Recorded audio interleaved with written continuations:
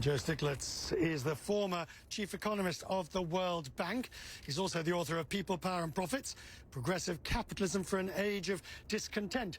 Professor joins me now. Always good to have you, sir. Thank you. I appreciate you giving us the time. Look, the inequality was bad before, but what this has shown across a range of data is that it's getting worse. Take, for example, the fact here in the United States, the number of African Americans who have been adversely affected by COVID and suffering is not just disproportionate, it is offensively larger.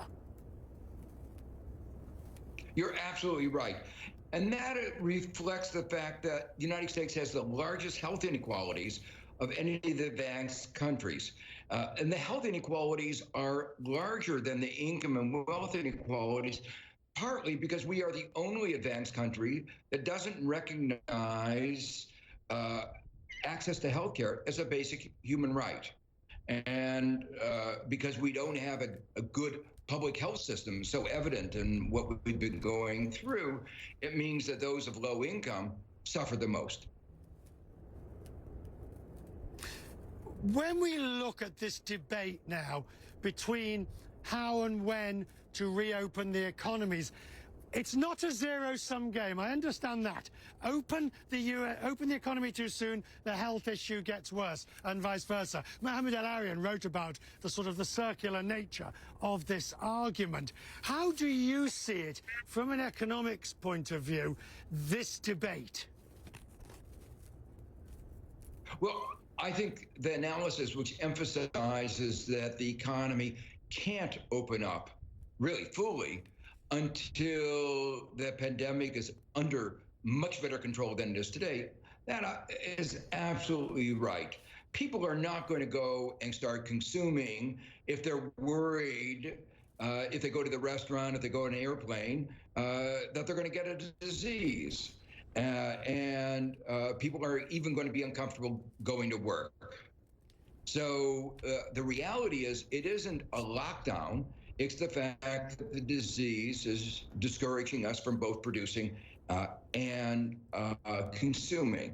So that's why the first priority ought to be making sure the pandemic is under control. And that means first priority is getting tests, supporting our hospitals, supporting our states, which are at the front line.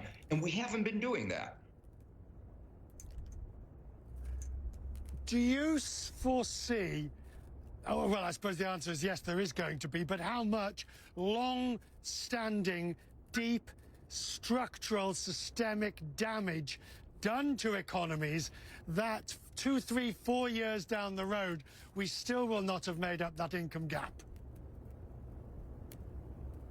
Well, a lot of this is going to depend on how long this pandemic lasts, and I'm getting on the more pessimistic side. And it's also going to depend on how effective our measures are going to be.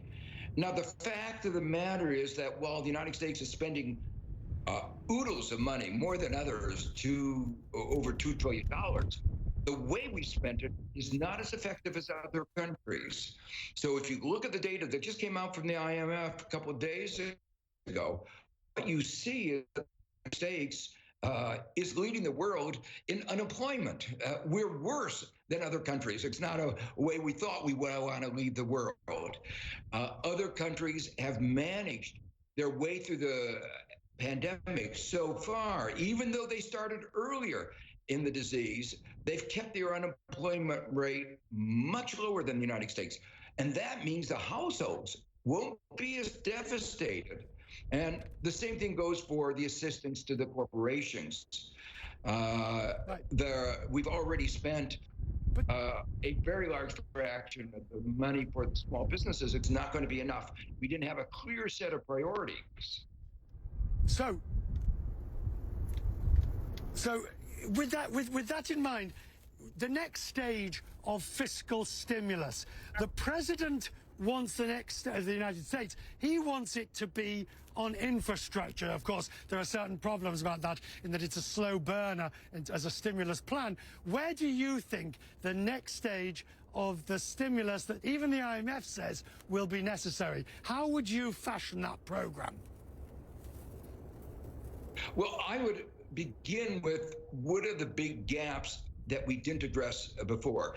And I've already mentioned one, the assistance to the state and local governments that are on the front line.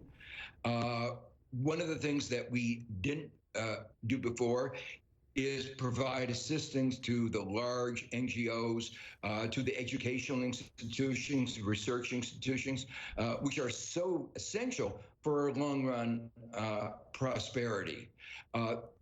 The other thing that actually related to our health status is that while Congress recognized the importance of sick leave, paid sick leave, they exempted, under the influence of our big corporations, they exempted 80% of our workers.